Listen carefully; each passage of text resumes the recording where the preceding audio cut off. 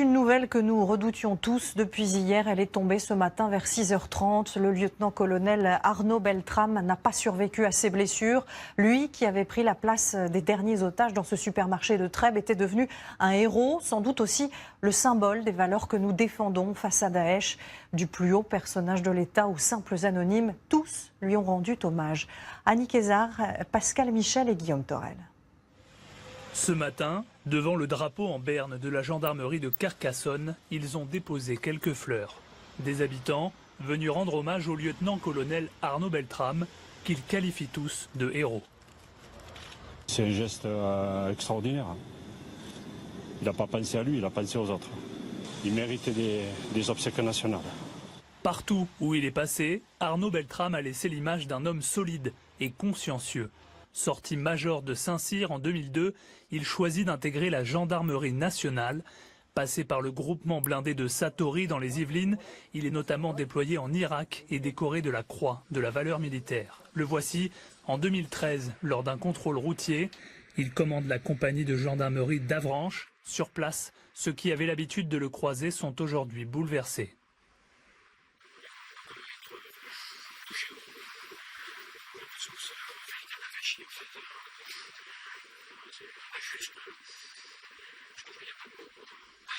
Après un passage à la protection de l'Élysée et au ministère de l'écologie, il retrouve le terrain dans l'Aude en août dernier. Sur ces images, tournées à Carcassonne il y a 3 mois à peine, il coordonnait une simulation d'attentat dans un supermarché.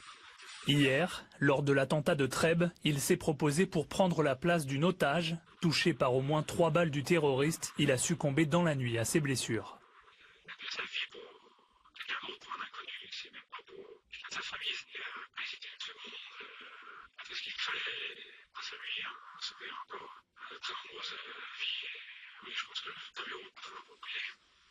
Un terme de héros choisi par le président de la République dans le communiqué qui annonçait ce matin le décès d'Arnaud Beltrame.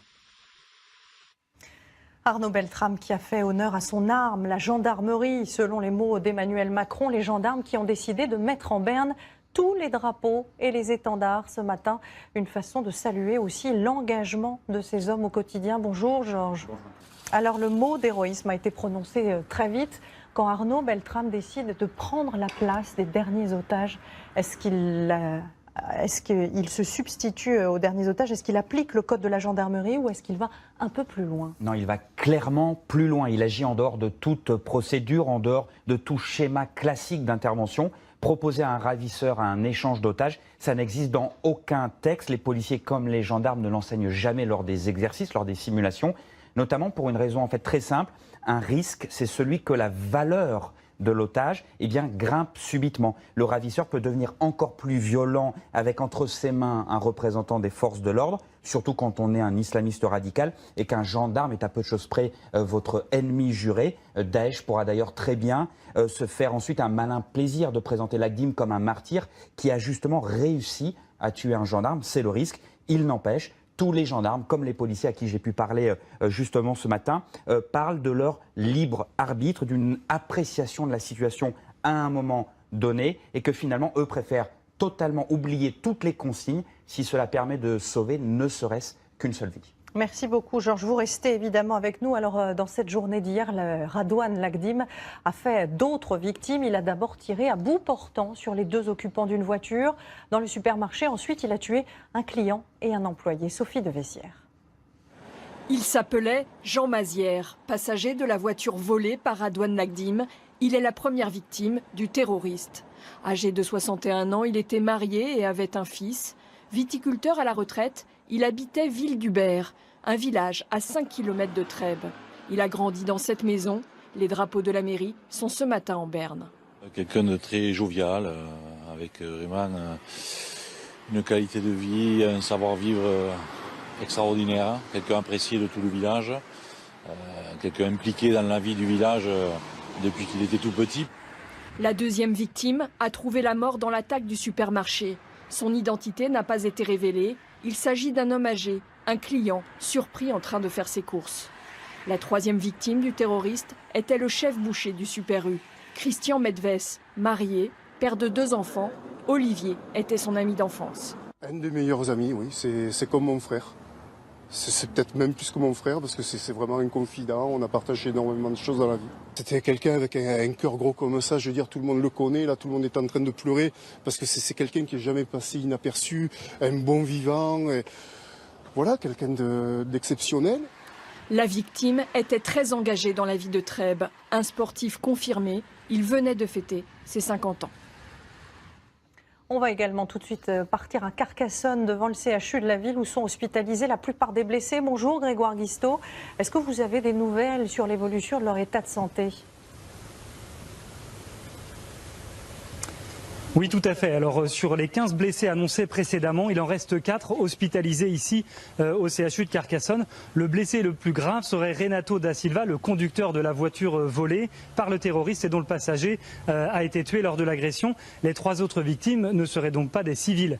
Il y a d'abord les 2 membres du GIGN blessés lors de l'assaut du supermarché et la 4e personne hospitalisée est Frédéric, ce CRS blessé à l'épaule alors qu'il faisait un jogging avec ses collègues. Je vous propose d'écouter son père que nous venons de rencontrer à la sortie du CHU. Ah, il a eu énormément de chance, hein. À 1 centimètre près, c'est le cœur qui prenait. Donc, ouais. Il est dans quel état d'esprit? Vous avez pu discuter? Ouais, il est fatigué, là. Il est fatigué, il a dormi pas trop bien cette nuit, mais enfin, bon, ça va. On peut pas souhaiter mieux, hein, quand même. Hein. Et puis au-delà des blessures physiques, évidemment, ceux qui ont vécu cette prise d'otage sont marqués à jamais. Les employés et les clients du magasin étaient une 50aine hier matin quand le terroriste est entré à l'intérieur. Beaucoup ont réussi à fuir et à se réfugier dans le voisinage. Retour sur ces 3 heures d'angoisse avec Pierre Barretti et toutes nos équipes en région. Regardez. Dans ce supermarché hier, 180 minutes de mort et d'angoisse. 50 clients sont à l'intérieur. Vers 11h15, le tueur, armé d'un couteau et d'un pistolet, pénètre dans le magasin. Dès l'entrée, il tue un client et le boucher qui se trouvait là par hasard. Envers Pierre, il m'a dit je m'en vais faire un papier et je reviens. Et après, il devait terminer sa matinée à 11h. Il est parti et on a entendu les coups de feu. Une cliente croise le terroriste, elle s'enfuit malgré ses menaces. Je suis partie en courant et c'est là qu'il nous a poursuivis en disant qu'il ne fallait pas qu'on court, qu'il fallait qu'on se couche, sinon il nous tuait. Quoi. Donc là, vous êtes tous couchés dans le magasin ? Non, j'ai continué à courir. Samia, la directrice du supermarché, entend tout. Elle garde son sang-froid. L'assaut du GIGN se passera par l'entrée, mais les otages, eux, sont évacués par cette sortie de secours. J'ai entendu des coups de feu, je suis descendue dans le magasin pour voir ce qui s'est passé. J'ai vu l'assaillant avec un pistolet qui tirait, je pensais que c'était des coups de pétard. Il a crié « Allahu Akbar ». Je suis remontée aussitôt, j'ai dit au secrétaire d'appeler les gendarmes. J'ai pris mon téléphone, j'ai appelé la police municipale, le maire, vite. Nous avons un terroriste dans le magasin, on nous a fait évacuer bien sûr. Tout le monde était en sécurité, il me manquait 5 personnes. Voilà, donc je suis retournée au magasin, je suis rentrée, j'ai dit que tant que mes collaborateurs n'étaient pas dehors, je ne bougerais pas. Otage, ce policier retraité a vite retrouvé ses réflexes. Il fait évacuer. J'ai pris mon épouse avec ma belle-sœur et puis des clients qui étaient à proximité. Et je les ai, il y avait un frigo débouché, donc je les ai mis là, qui se ferme de l'intérieur. Et là, je pense qu'il m'a aperçu et m'a couru après. Mais bon, j'ai réussi à partir et quand j'ai fait demi-tour, il n'était plus là. Le dernier otage, ce sera le lieutenant-colonel Beltrame. Héroïque et professionnel, il laissera son portable ouvert pour permettre l'assaut du GIGN. Alors, ce matin, tout ce quartier autour du supermarché de Trèbes est toujours inaccessible, mais c'est toute la ville qui vit encore au ralenti, comme nous le montre ce reportage de Perrine Mislange et François Guinde. Ce matin, les habitants de Trèbes ont le cœur lourd. La vie reprend son cours, chacun va faire ses courses, mais l'émotion reste palpable. On va s'en remettre, mais c'est surprenant, un village comme ça, c'est pas dans l'ordre des choses. Je suis très stressée et là j'ai fait vite pour pouvoir repartir chez moi et rester enfermée. Ce père de famille a dû convaincre son fils de sortir de la maison. Maintenant il a peur d'aller au magasin. Même aujourd'hui, je le dis pour partir à faire des courses. Non, je reste à la maison, Si beaucoup de commerçants hier ont préféré baisser le rideau, aujourd'hui ils reprennent le travail en pensant aux victimes, des amis, des clients. L'un d'entre eux décédé au supermarché est passé hier dans cette boulangerie. Et il m'a dit à demain, Serge. Voilà. Puis ce matin, j'apprends qu'il est parti, quoi. Hier, on a fermé, oui, un hommage pour notre ami Boucher, un bon vivant tout simplement. Choqués, abasourdis, beaucoup sont également en colère et attendent des réponses. Soit disant qu'il était fiché, alors qu'est-ce qu'il foutait là? Il n'avait qu'à le surveiller de plus près, c'est tout. Hein. Mais tous les habitants tiennent à rendre hommage au lieutenant-colonel Arnaud Beltrame. C'est quelqu'un qui a donné sa vie pour en sauver d'autres. C'est triste, mais ça restera un héros, quoi. Son nom est gravé dans Trèbes.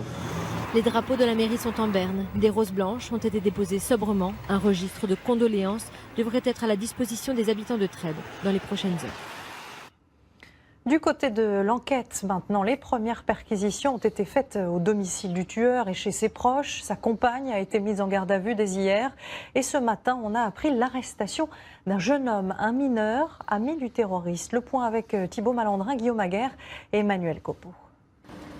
Les perquisitions se sont terminées tard hier soir au domicile de Radouane Lagdim. Les policiers ont saisi au moins un ordinateur et un téléphone portable. La cité aux Anames de Carcassonne, c'est dans ce quartier sensible que l'homme de 25 ans a grandi. Difficile de parler à ses proches ou à ceux qui le connaissaient. Les journalistes ne sont pas les bienvenus. Hier soir, la compagne de Radouane Lagdim avait été placée en garde à vue.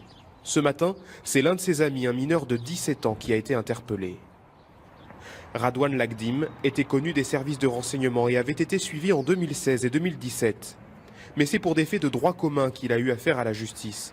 Condamné en 2011 pour port d'armes et en 2015 pour détention de drogue et refus d'obtempérer. Il avait alors passé un mois à la maison d'arrêt de Carcassonne. L'enquête devra déterminer si son enracinement dans la délinquance visait à mieux dissimuler ses projets terroristes. Et toujours sur l'enquête en cours, on va retrouver tout de suite Patricia Lémonière. Patricia, il y a les faits en eux-mêmes d'hier, il y a aussi tout le questionnement sur les éventuels défauts de surveillance autour de Radouane Lagdim pendant ces dernières années. Alors évidemment, Anne-Claire, des questions, il s'en pose comme chaque fois, comme à chaque attaque. Alors là, nous avons un profil qui était particulier, peut-être plus compliqué que ce qui n'est apparu. Tout d'abord, en première vue hier, Radouane Lagdim est un homme à deux visages. Il y a le malfaiteur, le petit délinquant dont vous a parlé Thibaut Malandrin. Et puis il y a l'homme actif sur les réseaux sociaux. Dès 2014, et il est fiché sur fichier S. Et puis après, il est l'objet de ce suivi dont vous a parlé Thibaut entre 2016 et 2017. Jamais, durant cette année, les enquêteurs, les spécialistes, les hommes du renseignement n'ont relevé un indice du passage à l'acte violent terroriste. Alors pourquoi? Eh bien c'est toute la question. Radouane Lagdim a-t-il pratiqué à merveille et malheureusement l'art de la dissimulation enseigné par les djihadistes sur les réseaux sociaux? Eh bien c'est à l'enquête de le dire aujourd'hui. Merci beaucoup Patricia pour ces dernières informations. Georges, on va revenir quelques instants sur la deuxième étape de cette course meurtrière. Les enquêteurs semblent convaincus aujourd'hui qu'après avoir volé la voiture, c'est de façon totalement préméditée que le terroriste s'est attaqué à des CRS aux abords de leur caserne. Oui, en fait, les services antiterroristes ont réussi ces dernières heures à reconstituer le parcours criminel de Lagdim, grâce notamment à de la vidéosurveillance. D'après nos informations, l'ancien petit voyou démarre donc son périple meurtrier par le carjacking d'une voiture. Il en tue le passager, blesse grièvement le conducteur d'une balle en pleine tête, qui va quand même, lui, réussir à envoyer un texto à sa mère pour l'appeler à l'aide et lui demander d'alerter les secours. Lagdim va alors se positionner pendant quelques minutes, dans un premier temps, près d'une caserne militaire de Carcassonne.